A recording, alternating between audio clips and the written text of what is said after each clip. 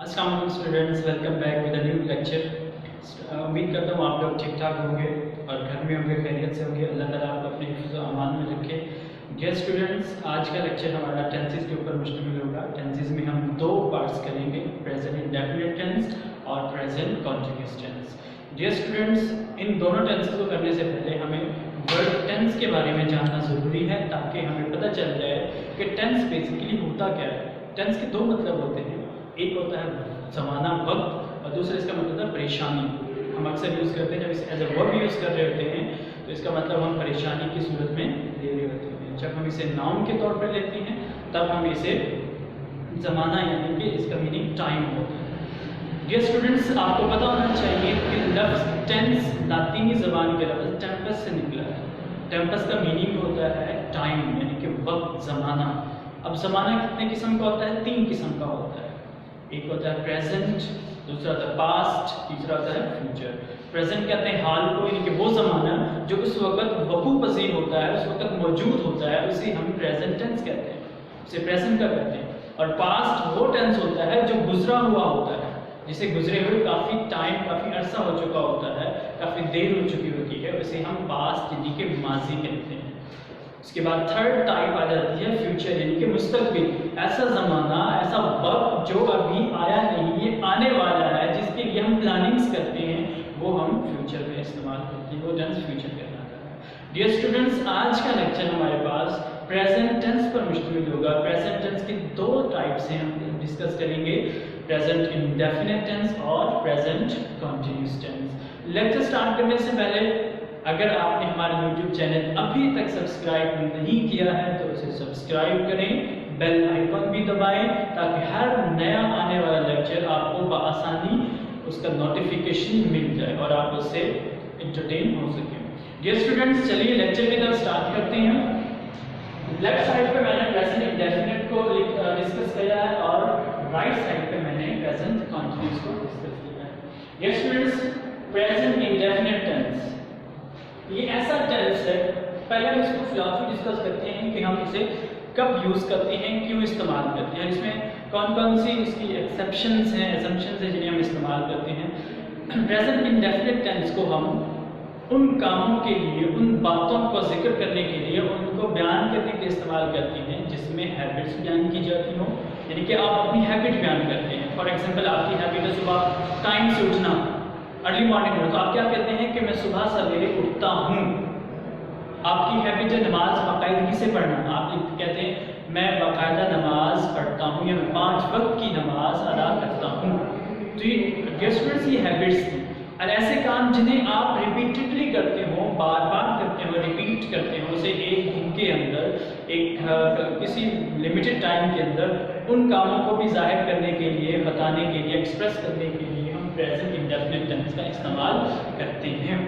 यानी कि आप सुबह सवेरे वर्जिश के लिए रोजाना जाती हैं कि आप इसे डेली रिपीट कर रहे होते हो। जब रिपीट करती हैं तो उस जमाने को बताने के लिए, उस एक्टिविटी को बताने के लिए आपने प्रेजेंट इंडेफिनिट टेंस का इस्तेमाल करना है। तीसरी चीज स्टूडेंट्स, रोजमर्रा की रूटीन्स, एक्टिविटीज को जिन्हें आप डेली परफॉर्म करते हैं, उन रूटीन्स को बताने के लिए भी आप प्रेजेंट इंडेफिनिट का इस्तेमाल करते हैं। फोर्थ चीज, ऐसे हकायक, ऐसी बातें जो हकीकत पर मबनी हो, उन्हें आप बताने के लिए उन्हें प्रेजेंट टेंस का इस्तेमाल यानी प्रेजेंट इंडेफिनिट टेंस का इस्तेमाल भी करते हैं। इसे सिंपल प्रेजेंट टेंस भी कहा जाता है। तो डियर स्टूडेंट्स, ये तो थी उसकी फिलॉसफी कि हम किन कामों को प्रेजेंट टेंस के अंदर, किन चीज़ों को प्रेजेंट इंडेफिनिट में इन्वॉल्व करते हैं, शामिल करते हैं। ये चार चीज़ें मैंने आपको बताई हैं। अगर ये आप माइंड में रखेंगे तो आपको प्रेजेंट इंडेफिनिट टेंस को समझना, उसे इस्तेमाल करना इंतहाई आसान हो जाएगा। तो स्टूडेंट्स, चलते हैं हम अपने लेक्चर की तरफ। सबसे पहला पॉइंट हमने लिखा हुआ आइडेंटिफिकेशन, यानी कि शनाख्त। उर्दू के सेंटेंसेस लिखे हुए हैं, आपको कैसे पता चलेगा कि ये प्रेजेंट इंडेफिनिट टेंस है या प्रेजेंट कंटीन्यूअस टेंस है, या 12 टेंसेस में से कोई तो कोई टेंस, हर टेंस की एक अपनी पहचान है, तो उस पहचान को जानना जरूरी है। फर्स्ट ने कहा उर्दू फिक्रात के आखिर में ता है, ती है, ते है या ताहो वगैरह आता है, यानी कि कोई उर्दू का जुमला लिखा हुआ है, उसके लास्ट में आपने देखना है। हर टेंस में सब्जेक्ट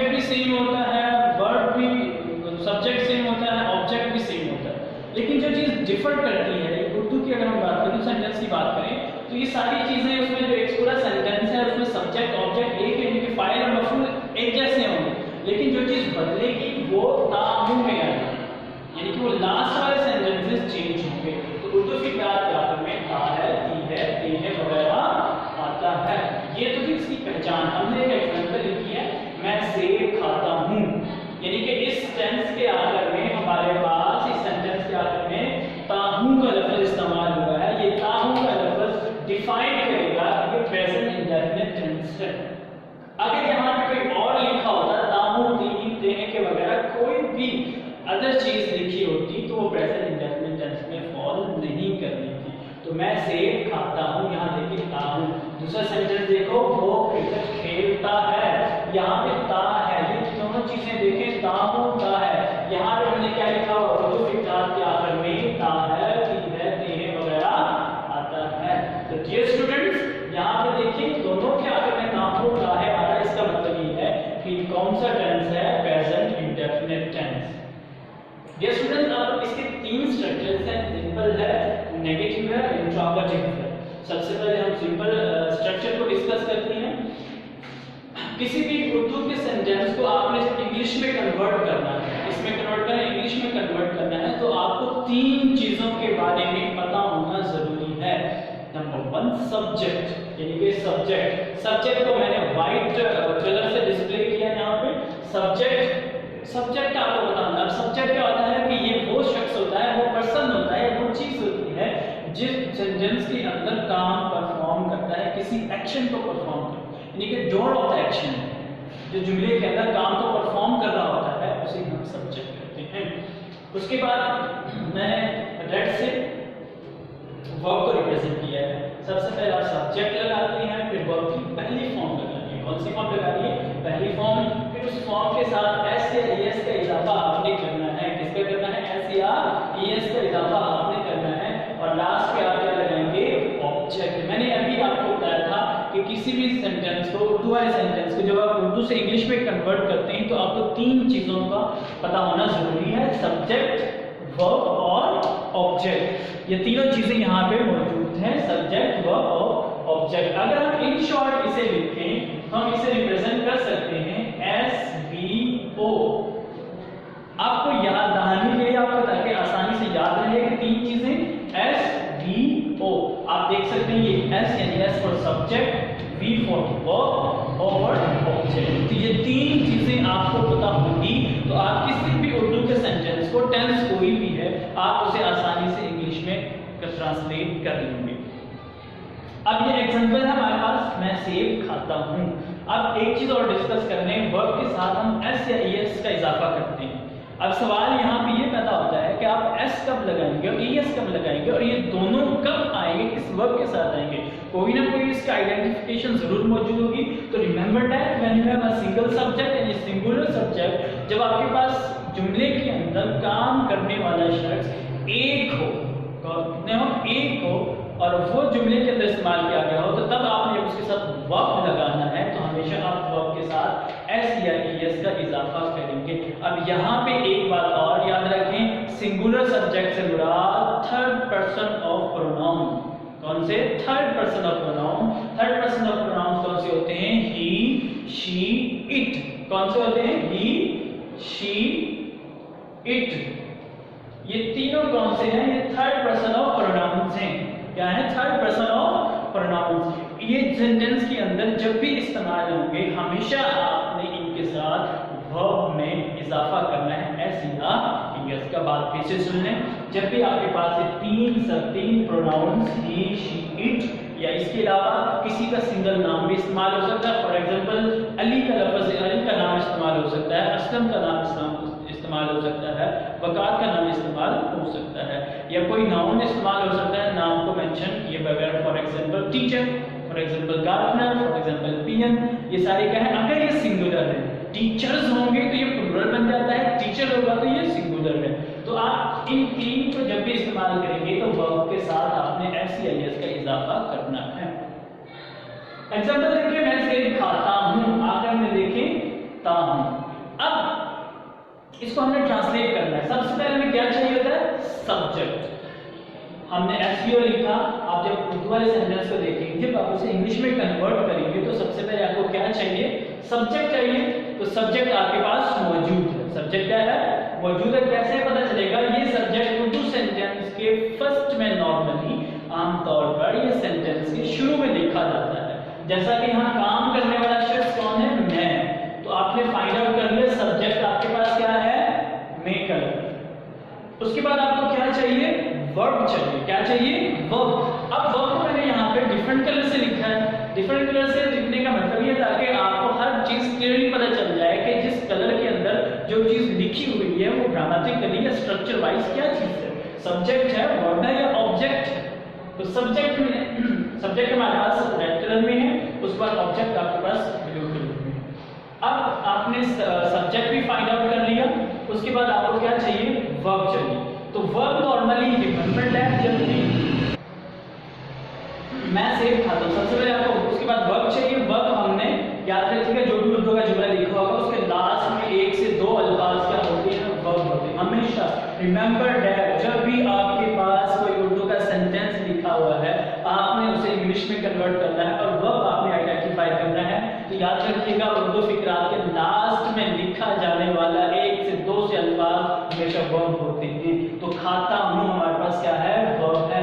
उसके बाद आपको क्या चाहिए, ऑब्जेक्ट। जो चीज बाकी बच जाती है, यानी सब्जेक्ट की जो फौरन बात लिखी होती है वो क्या होती है, ऑब्जेक्ट होती है। एक और बात यहाँ पे याद रखिएगा, यार ये हमारे पास सब्जेक्ट है, ये हमारे पास ओ है, ये ऑब्जेक्ट है और ये हमारे पास वर्ब है। तो यार देखें, एस ओ वी उर्दू में इसकी तरतीब आती है, क्या आती है, एस ओ वी, और इंग्लिश में क्या तरतीब होगी, एस वी ओ। तो ये डिफरेंस है दोनों में। उर्दू में सब्जेक्ट दरमियान में, ऑब्जेक्ट दरमियान में लिखा होता है और इंग्लिश में सब ऑब्जेक्ट लास्ट में लिखा होता है। तो हम जब इसको कन्वर्ट करेंगे, मैं इंग्लिश होती है आई, खाता हूं इंग्लिश होगी ईट, और से की इंग्लिश क्या होगी, एप्पल होगी, आई ईट एप्पल। यहाँ पे हमने एस का इजाफा नहीं करना क्योंकि इन तीन के अंदर फॉल नहीं करता है, ही शी इट या सिंगुलर नाम पे फॉल नहीं करता है, इसलिए यहाँ पे हम दूसरे एग्जांपल देखें। वो क्रिकेट खेलता है, वो हमारे पास क्या है, यहाँ पे सब्जेक्ट है, क्रिकेट क्या है, ऑब्जेक्ट है, और खेलता है वर्ब है। कैसे पता चला, हमने अभी डिस्कस किया कि वर्ब हमेशा लास्ट में लिखा होता है उर्दू फिक्रात में, और सब्जेक्ट शुरू में लिखा होता है। जो चीज बाकी बच जाती है वो हमारी क्या होती है, ऑब्जेक्ट होता है। अब वो की इंग्लिश क्या होगी, ही खेलता है, यानी खेलना, इंग्लिश क्या होती है, प्ले क्रिकेट क्रिकेट। अब हमने यहाँ पे एस लगाया है, क्या लगाया है, एस यूज किया है। क्यों यूज किया है, क्योंकि हमारे पास यहाँ पे सब्जेक्ट सिंगुलर है और सिंगुलर के साथ साथ थर्ड पर्सन ऑफ प्रोनाउन है। थर्ड पर्सन ऑफ प्रोनाउन यहाँ पे इस्तेमाल होते हैं, वहां हम वर्ब के साथ एस के इजाफा करते हैं। तो डियर स्टूडेंट्स, नेगेटिव स्ट्रक्चर देखें। नेगेटिव बनाने के लिए आपको हेल्पिंग वर्ब की जरूरत पड़ती है और प्रेजेंट इंडेफिनिट में आप डू नॉट या डज नॉट का इस्तेमाल करते हैं। तो डू नॉट किसके साथ लगाएंगे, जहां पे आप डज नॉट, आप यहाँ पे आपके पास सिंगुलर सब्जेक्ट होगा। क्या होगा, सिंगुलर सब्जेक्ट में कौन कौन से आते हैं, ही शी इट और सिंगल नाम। किसी का सिंगल नाम आ सकता है, फॉर एग्जांपल अली, असलम, बुकार, ये सारे क्या है, सिंगल नाम है। अगर दो नाम इकट्ठे यूज हो जाते हैं, अली और असलम, यहाँ पे ये सब्जेक्ट हमारा प्लूरल हो गया। अगर सिर्फ और सिर्फ अली लिखा होता है, अली को सब्जेक्ट के तौर पे इस्तेमाल किया जाता है, फिर हम डज का इस्तेमाल करेंगे। और डू का इस्तेमाल आप कब करते हो, जब आपके पास प्लूरल सब्जेक्ट हो, वी, यू, दे। यहाँ पे यू भी क्या होता है, सिंगुलर होता है। और थर्ड चीज आपके पास आ जाएगी, फोर्थ चीज आई। आई भी हमारे पास फर्स्ट पर्सन ऑफ प्रोनाउन है, फर्स्ट पर्सन ऑफ प्रोनाउन भी सिंगुलर है, सेकंड पर्सन ऑफ प्रोनाउन भी सिंगुलर है, तो इनके साथ हम डज का इस्तेमाल नहीं करते, इनके साथ हमेशा आपने क्या यूज करना है, डू। तो हमारे पास एग्जांपल है, मैं सेब नहीं खाता हूं, I do not eat apple. I हमारे पास सब्जेक्ट है, सब्जेक्ट फॉर्मूला देखें, सब्जेक्ट के बाद डू या डज में से आपने एक इस्तेमाल करना है, फिर आपने नॉट लगाना है, फिर आपने वर्ब की पहली फॉर्म लगानी है, फिर आपने ऑब्जेक्ट लगाना है। यहाँ काफी बार बात यह है, यहाँ देखो सब्जेक्ट के बाद एस या एस लगाया गया है, लेकिन यहाँ सब्जेक्ट के बाद आप वर्ब के बाद आपने एस या एस नहीं लगाना, क्योंकि आप नेगेटिव फॉर्म जब भी बनाएंगे तो आप वर्ब के साथ एस या एस का इजाफा नहीं करेंगे।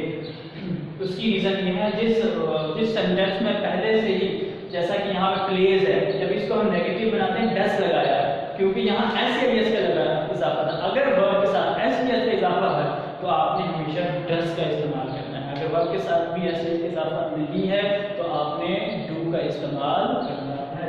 मैं सेब नहीं खाता हूँ, आई डू नॉट ईट एप्पल। वो क्रिकेट नहीं खेलता है, he does not play cricket. Does लगाया जस्ट बिकॉज ऑफ वो, यानी कि हमने क्या इस्तेमाल किया, ही। यहाँ हमने आई इस्तेमाल किया तो आई के साथ डू लगाएंगे, वही हमने बात जिक्र की है। डू किसके साथ आएगा, आई के साथ। आप देखते हैं डियर स्टूडेंट्स, हमारे पास थर्ड स्ट्रक्चर है इंट्रोगेटिव स्ट्रक्चर। इसको पढ़ने का तरीका है, बात होता था इस इंटरोगेटिव करते हैं, लेकिन आपने इसको क्या करना है, इंट्रोगेटिव स्ट्रक्चर में जो आपके पास हेल्पिंग वर्ब होते हैं, हेल्पिंग वर्ब हमारे पास यहाँ डू और डज है, उसको आपने स्टार्ट में ले आना है, यानी कि सब्जेक्ट से पहले आपने प्लेस कर देना है। इंट्रोगेटिव स्ट्रक्चर कोई भी टेंस हो, हमेशा आपने उसका हेल्पिंग वर्ब कहाँ लगा देना है, सेंटेंस के स्टार्ट में लगाना है। जिस तरह हमारे पास यहाँ डू और डज है, तो आपने इसे हमेशा सब्जेक्ट से पहले फॉल करना है, यूज करना है। तो उसके बाद आप लगाएंगे सब्जेक्ट, फिर आप वर्ब की पहली फॉर्म, और वर्ब पहली फॉर्म के साथ आप एस के एस नहीं लगाएंगे, फिर आप लगाएंगे ऑब्जेक्ट, और लास्ट में आपने एक बात याद रखना है, क्वेश्चन मार्क मस्ट यूज करना है। अगर आप क्वेश्चन मार्क नहीं लगाते हो तो आपकी सेंस कंप्लीट नहीं होगी, इंट्रोगेटिव का स्ट्रक्चर आपने पूरा नहीं किया। तो एग्जांपल हमारे पास है, क्या मैं सेब खाता हूँ, एग्जांपल क्या है, क्या मैं सेब खाता हूँ। तो यहाँ क्या का लफ्ज है, यहाँ पे क्वेश्चन मार्क है, तो सिंपल पहचान ही है, अगर क्वेश्चन मार्क इस्तेमाल हो तो मतलब इंट्रोगेटिव स्ट्रक्चर आपने अप्लाई करना है। तो डू आपने इस्तेमाल करना है आई के साथ, बिकॉज यहाँ पे क्या है, आई आ रहा है, डू आई ईट एप्पल, ये हमारे पास ऑब्जेक्ट है, ये वर्ब है और ये सब्जेक्ट है, तीनों चीजें मौजूद हैं, लेकिन आपने डू या डज को अपने शुरू में इस्तेमाल करना है। इसी तरह हमारे पास दूसरे एग्जांपल क्या वो क्रिकेट खेलता है, यहाँ पे हमारे पास सिंगुलर पर्सन है। अब एक बात और याद रखिएगा, बताता चलूं, अगर जुमलों के आखिर में, उर्दू जुमलों के आखिर में ती है, ते है, ती है, ता है, इन दोनों में से एक इस्तेमाल होता है, ती है, ता है, इन दोनों में से कोई भी इस्तेमाल हो जाए, हमेशा आपने वर्ब साथ एस को इसके इजाफा करना। जब आप सिंपल बनाएंगे, जब आप नेगेटिव बनाएंगे तो डज का इस्तेमाल करेंगे, और इसी तरह जब आप इंट्रोगेटिव बनाएंगे तो डज का इस्तेमाल करेंगे इंट्रोगेटिव सेंटेंस बनाने के। ठीक है स्टूडेंट्स, ओके स्टूडेंट्स, क्या वो क्रिकेट खेलता है, डज ही प्ले क्रिकेट, हमने डज को स्टार्ट में लगाया, नेगेटिव में हमने सब्जेक्ट के बाद इस्तेमाल किया, लेकिन इंट्रोगेटिव में सब्जेक्ट से आपने पहले इस्तेमाल करना है, डज ही प्ले। तो ये हमारा प्रेजेंट इंडेफिनिट टेंस था, मुझे उम्मीद है आप लोगों को ये टेंस समझ में आया होगा। दोबारा सुनना, डू डज आपने सिंगुलर सब्जेक्ट के साथ इस्तेमाल करना है, यानी कि ही शी इट या कोई सिंगल नाम इस्तेमाल होता है, सिंगल नाम आता है तो वहां पे आपने क्या लगाना है, डज। इसी तरह डू आपने कहां लगाना है, जहां आपके पास प्लूरल सब्जेक्ट हो, प्लूरल सब्जेक्ट में कौन से हैं, आई, वी, यू, दे या प्लूरल नाम आ सकते हैं। आई और यू ये दोनों सिंगुलर है, लेकिन ये फर्स्ट पर्सन आई है, सेकंड पर्सन यू है, इनके साथ हम कभी भी डज का इस्तेमाल नहीं करेंगे, हमेशा हम डू का इस्तेमाल करेंगे। स्टूडेंट्स, अगला हमारे पास टेंस है प्रेजेंट कंटीन्यूअस टेंस। थोड़ा इसके बारे में सुन लें, इसे हम कब इस्तेमाल करते हैं। ये वो टेंस है जहां हम उस बात को जिक्र करने के लिए, उस बात को बताने के लिए, ये उस जमाने को बताने के लिए इस्तेमाल करते हैं जो उस वक्त यानी कि मौजूदा वक्त में वक़ू पज़ीर हो रहा है।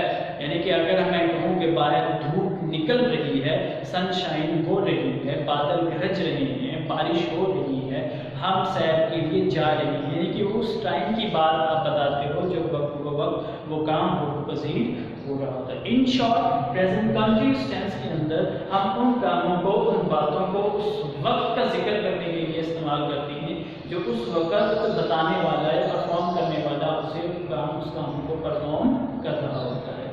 तो सबसे पहले हम इसका आइडेंटिफिकेशन डिस्कस करेंगे। उर्दू फिक्रात के आखिर में रहा है, रही है, रहे हो, रहा हो वगैरह, इन चारों में से कोई एक लाजमी आएगा। उसके बाद एग्जांपल है, मैं सेब खा रहा हूँ, वो क्रिकेट खेल रहा है। डियर स्टूडेंट्स, 12 टेंसेस में से आप एक टेंस के स्ट्रक्चर की समझ में आ गई तो सारे के सारे स्ट्रक्चर्स आपको समझना आसान हो जाएंगे, एक सारे टेंसेस आपको समझना आसान हो जाएंगे। मैं सेब खा रहा हूँ, इस टेंस के सेंटेंस के लास्ट में देखे रहा हूँ, तो हमने यहाँ डिस्कस किया है कि रहा हूँ भी इनमें से कोई एक आएगा। दूसरे एग्जांपल देखें, खेल रहा है हमने यहाँ भी लिखा, तो इन चारों में से कोई भी लफ्ज, कोई भी पहचान उर्दू फिक्रे के आखिर में आएगी तो हमेशा हमेशा कौन सा टेंस होगा, प्रेजेंट कंटिन्यूअस टेंस होगा। अब हम इसका सिंपल स्ट्रक्चर को डिस्कस करते हैं। मजीद आप लोग से एग्जांपल्स बनाएं, कॉपी पे राइट डाउन करें ताकि आपकी प्रैक्टिस हो, क्योंकि इंग्लिश प्रोवर्ब का प्रैक्टिस मेक्स मैन परफेक्ट। जितनी ज्यादा प्रैक्टिस करेंगे उतना ज्यादा आपकी एनालिसिस मजबूत और स्ट्रांग और आपको अच्छे से याद होगा। तो मैं सेब खा रहा हूं, वो क्रिकेट खेल रहा है, दोनों के आधार में जो हमने पहचान डिस्कस की वो होता है। अब हमारे पास सिंपल स्ट्रक्चर को समझने के लिए आपको सबसे पहले पता होना चाहिए सब्जेक्ट इस्तेमाल करना है। इसी तरह देखिए यहाँ पे आपने सबसे पहले क्या लगाया था, सब्जेक्ट लगाया। उसके बाद आप प्रेजेंट कंटिन्यूअस में हेल्पिंग वर्ब इस्तेमाल करते हैं। क्या इस्तेमाल करना है, हेल्पिंग वर्ब हमारे पास कौन से हैं, इज, एम, आर। इन तीन में से आपने एट द टाइम आप एक ही इस्तेमाल कर सकते हैं। उसके बाद आप वर्ब की पहली फॉर्म लगाएंगे, आईएनजी का इजाफा करेंगे वर्ब की पहली फॉर्म के साथ। यहाँ पे हमने वर्ब की पहली फॉर्म के साथ एस का इजाफा किया था, लेकिन ये प्रेजेंट कंटिन्यूअस है तो आप यहाँ वर्ब की पहली फॉर्म के साथ आईएनजी का इस्तेमाल करेंगे और लास्ट पे आप क्या लगाओगे, ऑब्जेक्ट लगाओगे। सबसे पहले सब्जेक्ट, वर्ब, ऑब्जेक्ट। हमने पिछले प्रीवियस टेंस में डिस्कस किया था, तरतीब होती है एस बी ओ, तो वही तरतीब बन रही है एस बी ओ। अब देखिए हम इस एग्जांपल को ट्रांसलेट करते हैं इंग्लिश में। मैं सेब खा रहा हूं, सबसे पहले क्या चाहिए आपको, सब्जेक्ट। तो इस टेंस के अंदर आपके पास सबसे पहला लिखा हुआ लफ्ज मैं, वो क्या होगा, सब्जेक्ट होगा। उसके बाद आपको क्या चाहिए, वर्ब। अब सब्जेक्ट डिसाइड करेगा आपने इन तीनों में से कौन सा इस्तेमाल करना है। तो मैं हमारे पास सब्जेक्ट है, तो मैं की इंग्लिश क्या होती है, आई के साथ आपने क्या लगाना है, यहाँ पे लिखा भी है। एम किसके साथ इस्तेमाल होता है, आई के साथ आपने इस्तेमाल करना है। तो आई के साथ आपने क्या लगा दिया, एम। हमारी दो चीजें कंप्लीट हो गई। थर्ड चीज हमें क्या चाहिए, वर्ब। वर्ब हमेशा, मैंने आपको पहले भी बताया, इसमें उर्दू सेंटेंस के लास्ट में लिखा होता है। वर्ब कहाँ लिखा होता है, उर्दू फिक्रे के आखिर में, सबसे आखिर में लिखा होता है। तो खा रहा हूँ, अगर हम रहा हूँ लेते हैं तो कोई सेंस नहीं बनती, सिर्फ पहचान है। तो उससे पहले वाला लफ्ज भी आपने लोगों को खा रहा हूँ। तो खाने की इंग्लिश क्या होती है, ईट। ईट हमारे पास फर्स्ट फॉर्म आ गई, लेकिन आपने इसके साथ क्या इजाफा करना है, आईएनजी का। तो हमने क्या लिख दिया, ईटिंग। उसके बाद हमें क्या चाहिए, ऑब्जेक्ट। जो चीज बाकी बच गई है वो हमारी किसमें फॉल करेगी, ऑब्जेक्ट में फॉल करेगी। I am eating Apple. Same example दूसरी देखिए, वो क्रिकेट खेल रहा है। यहाँ पे सब्जेक्ट हमारे पास क्या है, वो है, और वो की इंग्लिश क्या होगी, अब तीन इंग्लिश होती है इसकी, ही, शी, दे। ही, शी, दे। अब याद रखिए, अगर आकर में रहा है तो लड़का है, अगर रही है तो लड़की है, अगर रहे हैं तो ज्यादा है, उसके लिए आपने दे का इस्तेमाल करना है। तो यहाँ पे रहा है तो लड़की के इस्तेमाल करेंगे ही। अब हमने यहाँ पे डिस्कस किया इसको किसके साथ इस्तेमाल कर सकते हैं, ही, शी, इट या सिंगल नाम, यानी कि सिंगल सब्जेक्ट होंगे, वहां पे आपने क्या लगाना है, इज लगाना है। तो ही इज। उसके बाद आपको क्या चाहिए, वर्ब चाहिए। तो हमारे पास यहाँ खेल रहा है, अगेन वो बात मतलब से लास्ट में लिखा होता है, तो लास्ट में लिखा जाने वाला हमारे पास क्या होगा, वर्ब होगा। तो खेलने की इंग्लिश क्या होती है, प्ले। प्ले के साथ आप किस चीज का एडिशन करेंगे, आईएनजी का करेंगे। तो क्या लिखा जाएगा यहाँ पे, ही इज प्लेइंग। तो लास्ट उसके बाद हमें क्या चाहिए, ऑब्जेक्ट। अब इस सेंटेंस में जो चीज बाकी बच गई है हमने वो भी ले लिया है और खेल रहा है को भी इस्तेमाल कर दिया। तो बाकी बच जाने वाली चीज हमारे पास क्या है, ऑब्जेक्ट है, उसे हम क्या करेंगे, ऑब्जेक्ट कहेंगे, और उसकी इंग्लिश क्या होगी, क्रिकेट होगी। तो ये सिंपल स्ट्रक्चर था। अब हमारे पास क्या आता है, नेगेटिव स्ट्रक्चर। नेगेटिव स्ट्रक्चर में हम नॉट का इस्तेमाल करेंगे। किसका इस्तेमाल करते हैं, नॉट। और नॉट हमेशा हेल्पिंग वर्ब के बाद लगाया जाता है। किसके बाद लगाना है, हेल्पिंग वर्ब के बाद। अब इस टेंस में हमारे पास तीन हेल्पिंग वर्ब्स हैं। कितने हेल्पिंग वर्ब्स हैं, तीन। Is, am, are. कितने हेल्पिंग, इज, एम, आर। तो जब आप नेगेटिव बनाएंगे, देखिए ये स्ट्रक्चर बाकी सारा सेम है जो ऊपर लिखा हुआ है। तो एडिशन किस चीज का हुआ है, नॉट का हुआ है। तो आपने इज, एम, आर के बाद क्या लगा देना है, नॉट लगाना। बाकी सारे सेंटेंस की जो तरतीब होगी, जो स्ट्रक्चर होगा, वो सेम आप इस्तेमाल करेंगे। Subject is, am, are plus not plus verb की पहली फॉर्म, उसके साथ आईएनजी का इजाफा, और उसके बाद क्या लगाना है, ऑब्जेक्ट लगाना है। एग्जांपल्स हमारे पास हैं, मैं सेब नहीं खा रहा हूँ, वो वक्त पर नमाज नहीं पढ़ रहे हैं, हम पिकनिक के लिए नहीं जा रहे हैं। There are so many examples, आप बहुत से एग्जांपल्स यूज कर सकते हैं। उसके बाद वो क्रिकेट नहीं खेल रहा है, he is not playing cricket. अब देखिए वो क्रिकेट यहाँ पे नहीं का इस्तेमाल है, यहाँ भी नहीं का इस्तेमाल है। तो कौन सा स्ट्रक्चर यूज होगा यहाँ पे, नेगेटिव का स्ट्रक्चर। तो सबसे पहले क्या चाहिए, सब्जेक्ट चाहिए। यहाँ पे सब्जेक्ट आई है, यानी कि मैं लिखा होगी आई के साथ आप क्या लगाते हैं, यहाँ एम लगाया और यहाँ भी लिखा है एम के साथ इस्तेमाल करते हैं आई के साथ आई एम। उसके बाद एडिशन जो हमने किया है नॉट का, वो आपने हेल्पिंग वर्ब के बाद किया, तो सेंटेंस में भी हम उसके बाद ही लगाएंगे I am not eating Apple. बाकी सारा सेंटेंस। दूसरी एग्जांपल, वो क्रिकेट नहीं खेल रहा है, अगेन आपने नॉट का एडिशन करना है, तो आप इससे बात करेंगे he is not playing cricket. Understood, वो क्रिकेट नहीं खेल रहा है। स्टूडेंट्स आगे हमारे पास स्ट्रक्चर थर्ड है, लास्ट है आज के लेक्चर का, इंट्रोगेटिव स्ट्रक्चर। इंट्रोगेटिव स्ट्रक्चर में आप जो आपके पास हेल्पिंग वर्ब्स होते हैं आप उन्हें सब्जेक्ट से पहले इस्तेमाल करते हैं, यानी कि हमने नेगेटिव बनाने के लिए इनका इस्तेमाल सब्जेक्ट के बाद किया। जब आप इंट्रोगेटिव इस्तेमाल करेंगे तो आप इन्हें सब्जेक्ट से पहले प्लेस करेंगे। सेम एज यहाँ स्ट्रक्चर में हमने मेंशन किया है इस एंड आर को आप सब्जेक्ट से पहले लगाते हैं। बाकी सारा आपका स्ट्रक्चर क्या है, सेम आता है, लेकिन जो आप एडिशन करते हैं वो आप क्वेश्चन मार्क पर करते हैं। अगर आप क्वेश्चन मार्क सही इस्तेमाल नहीं करते हैं, उसे लगाना भूल जाते हैं, तो आपने इंट्रोगेटिव सेंस को कंप्लीट नहीं किया।